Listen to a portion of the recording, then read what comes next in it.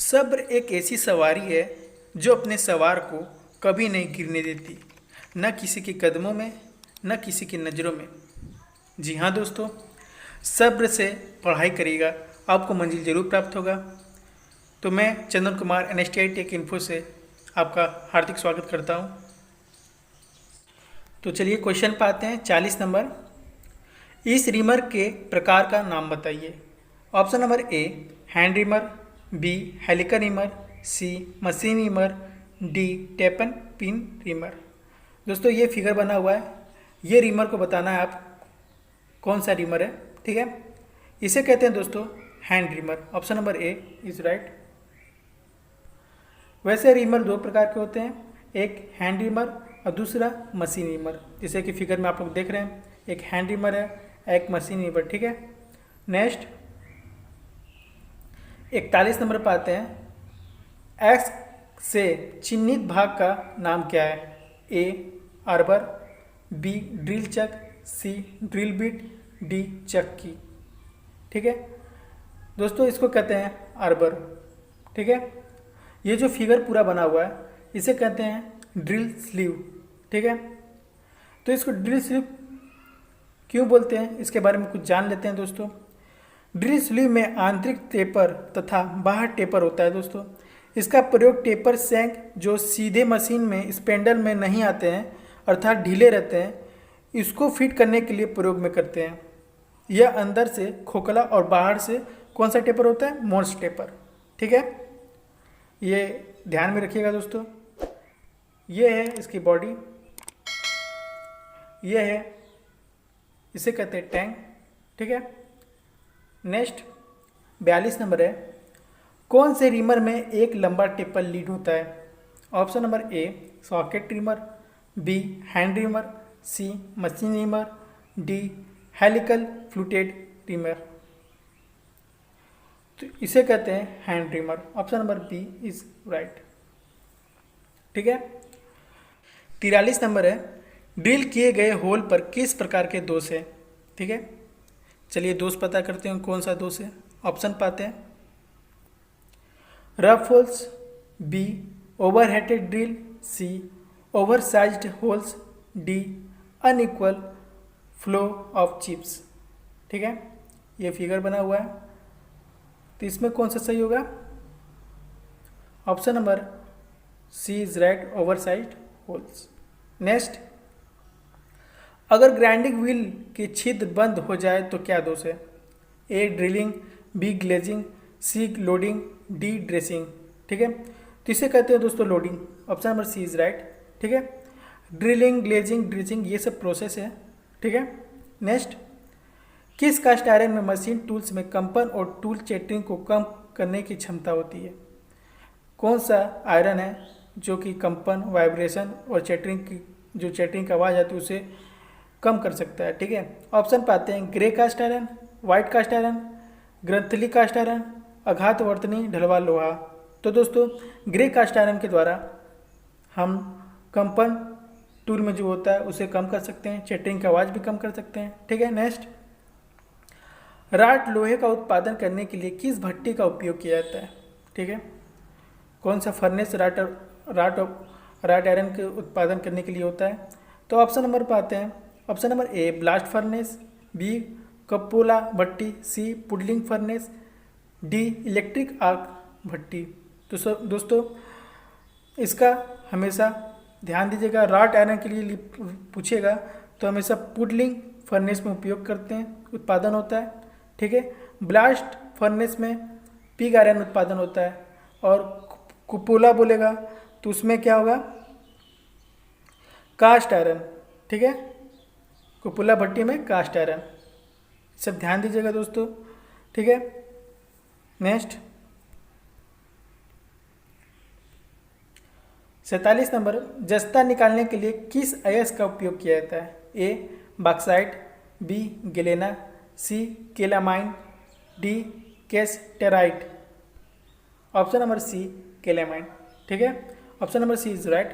Next, किस उपकरण का उपयोग बियरिंग की आंतरिक क्लियरेंस की जांच करने के लिए किया जाता है? A steel rule, B feeler gauge, C depth gauge, D vernier caliper.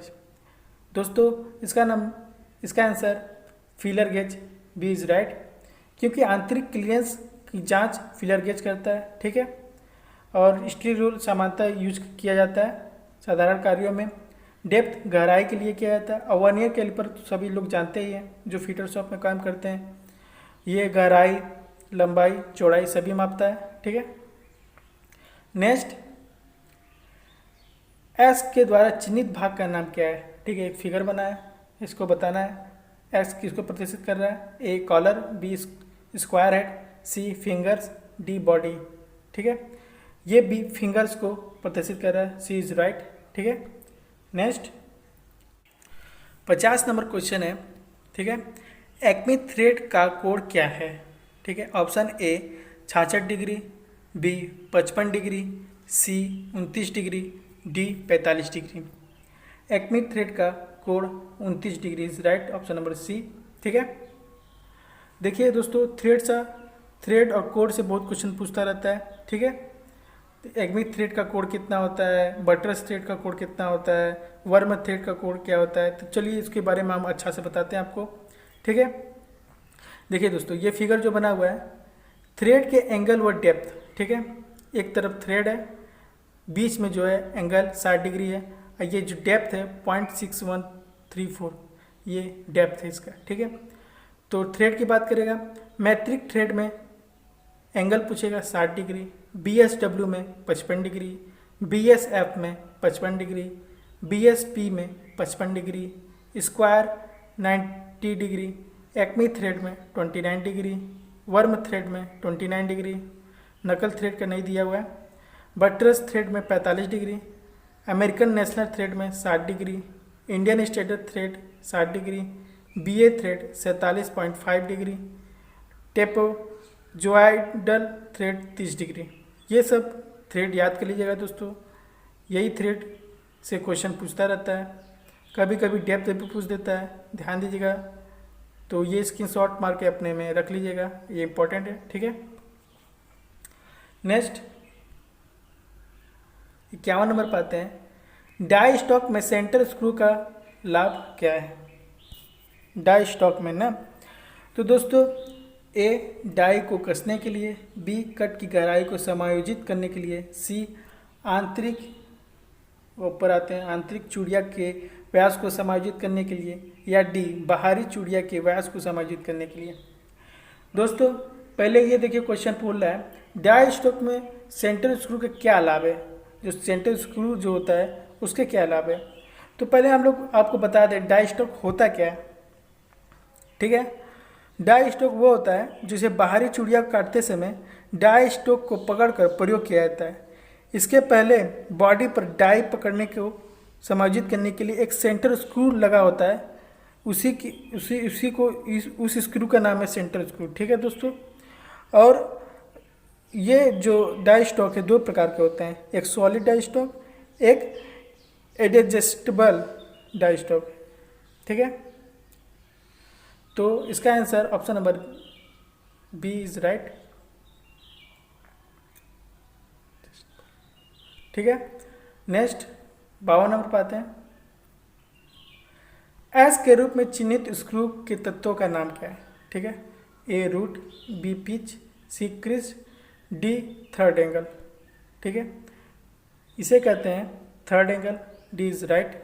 Next, कौन सा पद एक पूर्ण घुमाव में स्क्रू के अच्छी गति का वर्णन करता है, ठीक है। A lead, B flank, C pitch, D depth. तो option number A is right. एक पूर्ण चक्कर घुमाव को लीड करते हैं, लीड मतलब आगे बढ़ना, ठीक है। नेक्स्ट, ड्रिल बीट का साइज कैसे मापते हैं, ठीक है। ए फ्लूट के बीच, लैंड के बीच, वेब के बीच, या गर्दन के व्यास। Option number B is right, land के बीच, ठीक है। नेक्स्ट, समान परियोजन ड्रिल का हेलिक्सल कोण क्या है, ठीक है। ये इंपॉर्टेंट क्वेश्चन है, ठीक है। इसका बताइएगा दोस्तों, A 59 degree, B 118 degree, C 27.5 degree, या डी 8 से 12 डिग्री। तो option number C is right, 27.5 degree होता है। ठीक, और ये 118 जो है ड्रिल का एंगल है, 118 डिग्री। ठीक है, इस टूल का नाम क्या है? देख लीजिए दोस्तों, इस टूल का नाम बताना है। A pilot drill, B countersink, C drill के साथ पायलट, या डी काउंटर सिंक के साथ पायलट। तो ये option number D countersink के साथ पायलट है। ठीक है, नेक्स्ट, एक रीमर का कौन सा भाग चिप्स को निकालने के लिए डिजाइन किया जाता है? ये इंपॉर्टेंट क्वेश्चन है। ए फेस, बी फ्लूट, सी हिल या एडी भी कहते हैं, डी कटिंग एज। तो दोस्तों फ्लूट जो होता है, फ्लूट के द्वारा हम चिप्स निकालते हैं। अब फ्लूट के माध्यम से ही लुब्रिकेंट अंदर तक जाता है, ये भी बात नोटिस कर लीजिएगा दोस्तों। ठीक है, नेक्स्ट 58 नंबर है, टाइप एस ट्विस्ट ड्रिल का उद्देश्य क्या है? ए कठोर धातु के लिए उपयोग किया जाता है, बी उच्च कार्बन स्टील के लिए उपयोग किया जाता है, सी नरम और सख्त सामग्री के लिए उपयोग किया जाता है, या डी समान निम्न कार्बन स्टील के लिए उपयोग किया जाता है। ठीक है, तो option number C is right, नरम और सख्त सामग्री के लिए उपयोग किया जाता है। ठीक है, टाइप एस ट्विस्ट ड्रिल। ठीक है, नेक्स्ट, ड्रिलिंग में रफ छेद होने के क्या कारण है? ठीक है, क्या कारण, रीजन बताना है आपको। ए असमान बिंदु का पतला होना, बी ड्रिल पॉइंट केंद्र में नहीं होता है, सी क्लियरेंस एंगल गलत है, या डी ऑप्शन नंबर डी पाते हैं, ड्रिल के कटिंग एज काटने में तेज नहीं है। तो इसका option number D is right, drill के कटिंग एज काटने में तेज नहीं है। ठीक है, 60 नंबर क्वेश्चन है, पाई 19 mm रीमिल छेद को परिचित करने के लिए ड्रिल का आकार निर्धारित करें। तालिका के अनुसार अंडर साइज 0.2 और ओवर साइज 0.05 mm है। ठीक है, तो दोस्तों इसके क्वेश्चन का डिस्कशन मैंने देखिए स्क्रीन पर देखिए, इसका फार्मूला होता है रीमर ड्रिल साइज बराबर reamer size minus under size plus over size. इस फार्मूले के माध्यम से हम रीमर ड्रिल का साइज निकाल सकते हैं। तो आइए इस पर रखते हैं, 19 रीमर साइज है माइनस कोस्ट में 0.2 प्लस 0.05 कोस्ट बंद बराबर 19 माइनस ये दोनों जोड़ने पर दोस्तों आएगा 0.25। ठीक है, इसमें इसको घटाने पर 18.75 mm रीमर ड्रिल का साइज होगा। ठीक है, जो कि ये इसका आंसर है। ठीक है, option number A is right. ठीक है, इसके माध्यम से आप रीमर के ड्रिल साइज निकाल सकते हैं, फार्मूला नोट कर लीजिएगा। ठीक है, नेक्स्ट, इस ऑपरेशन का क्या नाम है? A drilling, B spot facing, C countersinking, D counterboring. ठीक है, तो इसको कहते हैं counterboring, D is right. ठीक है, नेक्स्ट, यदि ड्रिल छिद्र ड्रिल आकार से बड़ा है तो क्या कारण है? ए ड्रिल तेज नहीं है, बी फीड दर बहुत अधिक है, सी काटने की गति बहुत अधिक है, या डी कर्तन किराने के असमान कोण। यदि दोस्तों ड्रिल छिद्र ड्रिल का आकार से बड़ा होता है तो हमेशा कर्तन किनारे के असमान कोण बनता है। तो option number D is right. Next 63 number पाते हैं, चूड़ी के दोनों सतहों से जुड़ने वाली शीर्ष सतह को क्या कहते हैं? ठीक है, ए रूट, बी क्रेस्ट, सी फ्लैंक, डी पिच। दोस्तों उसको हमेशा हम लोग क्रेस्ट कहते हैं। ठीक है, नेक्स्ट 64 नंबर है, ग्राइंडिंग व्हील के विनिर्देश 32A 46H 8V में भी क्या दर्शाता है? ये देखिए दोस्तों, आजकल रनिंग में बहुत क्वेश्चन आजकल इससे पूछ रहा है, भी क्या दर्शाता है, ए क्या दर्शाता है, एच क्या दर्शाता है। ठीक है, ठीक है, ए तो आते हैं ऑप्शन पर, a bond, B grade, C abrasive, D grain size. ठीक है, तो इसको कहते हैं बॉन्ड, ए इज राइट। ठीक है, यदि ए बोलता है इसमें ए क्या दर्शाता है, तो ये एम्ब्रेसिव दर्शाता है। ठीक है, नेक्स्ट 65 नंबर पर आते हैं। डाई स्टील की ग्राइंडिंग के लिए किस प्रकार के एम्ब्रेसिव पहिया का उपयोग किया जाता है? ए सिलिकॉन कार्बाइड, बी हरा सिलिकॉन कार्बाइड, सी सफ़ेद एल्युमिनियम ऑक्साइड या डी भूरा एल्युमिनियम ऑक्साइड। तो दोस्तों सफ़ेद एल्युमिनियम ऑक्साइड का प्रयोग करते हैं। ठीक है, डाई स्टील की ग्राइंडिंग करने के लिए इस एम्ब्रेसिव का अधिकतर प्रयोग किया जाता है। ठीक है, नेक्स्ट 66 नंबर है। कौन सा शब्द व्यक्तिगत अपघर्षक ग्रेन्स के बीच मौजूद बॉन्ड की मात्रा को इंगित करता है? A grain size, B grade, C abrasive, D संरचना। तो दोस्तों ये इसका स्ट्रक्चर हमेशा प्रदर्शित करेगा। ठीक है, option number D is right. यही शब्द के अनुसार हम अपघर्षण गैस के बीच मौजूद बॉन्ड की मात्रा को बता सकते हैं। ठीक है, इसका संरचना को देखकर। ठीक है, 67 नंबर है। वर्नियर माइक्रोमीटर में एक्स के रूप में चिन्हित भाग का क्या नाम है? ये देखिए ऑप्शन पर आते हैं।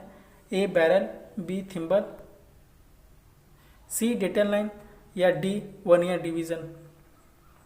जैसा कि फिगर में दिखाया गया है, एक्स जो है वर्नियर डिवीजन को प्रदर्शित कर रहा है। ये जो है डेटम लाइन है। ठीक है, ये थिम्बल है।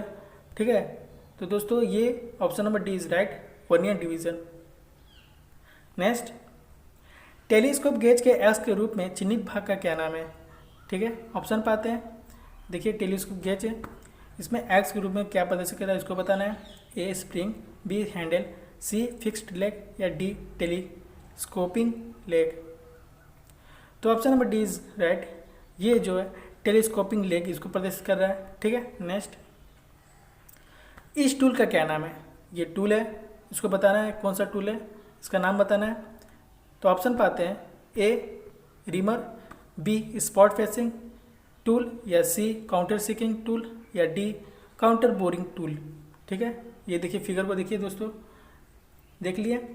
तो इसको क्या कहते हैं? इसको कहते हैं countersinking tool. Option number C is right. ठीक है, नेक्स्ट 70 नंबर है। ड्रिल बिट में एस के रूप में चिन्हित कोड का क्या नाम है? ये देखिए, ये ड्रिल बिट से क्वेश्चन पूछता रहता है। ठीक है, हेलिस कोड, बी लीड कोड, सी बिंदु कोड, डी छेनी का एज कोड। ठीक है, तो ऑप्शन पाते हैं। Option number A, option number C is right, point angle.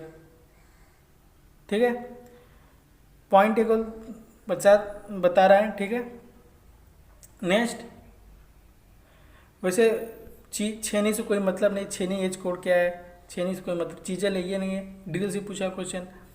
71 number है। रीमर में एस के रूप में चिन्हित अवयव का नाम क्या है? ठीक है, A face, B heel, C flute, D cutting edge. ये देखिए रीमर का निचला भाग है, जो निचला भाग होता है।